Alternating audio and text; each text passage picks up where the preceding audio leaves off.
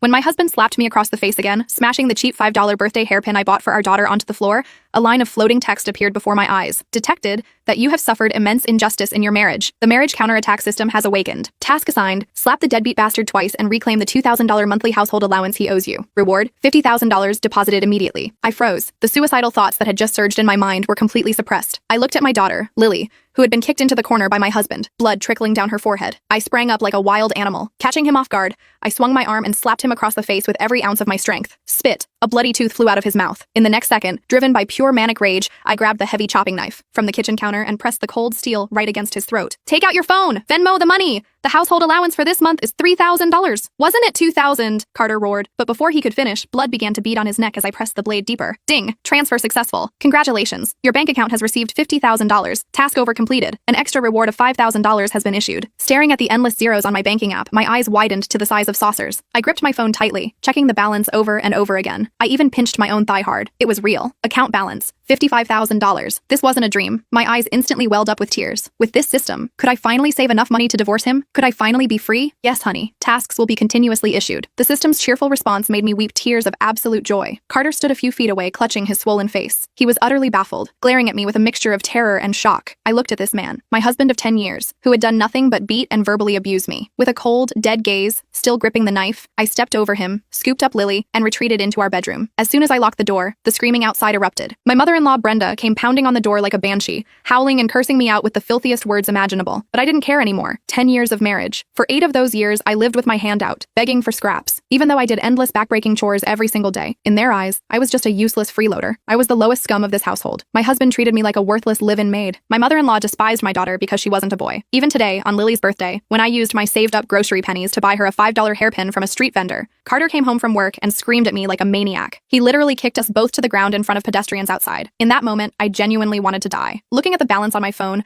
I held my crying daughter tight and slowly closed my eyes. Whether the system was real or not, I didn't want this fucking family anymore. The next day, a torrential rainstorm hit right when Lily got out of school. As usual, Carter's phone went straight to voicemail. With no other choice, I carefully navigated my electric scooter through the blinding rain to pick up my daughter. Just as I got home, completely drenched and looking like a drowned rat, the system's voice chimed in my head. Ding! Task assigned. The deadbeat bastard neglected his duty to pick up his wife and daughter in the rain, and is currently driving a female co-worker to the mall instead. Please counterattack. Reward: $30,000. Deposited immediately. I stared blankly at the holographic screen floating in the air. Carter had gotten off work early. He always came home late every single night, pretending to be exhausted to make his mommy feel sorry for him. This only made Brenda torture me more. Whenever she got mad, she would spit venom, calling me and Lily blood-sucking leeches. Looking at my little girl, shivering and soaked to the bone despite the umbrella, my heart violently clenched. Lily, go take a hot shower first. Mommy has to run an errand. After comforting her, my face darkened.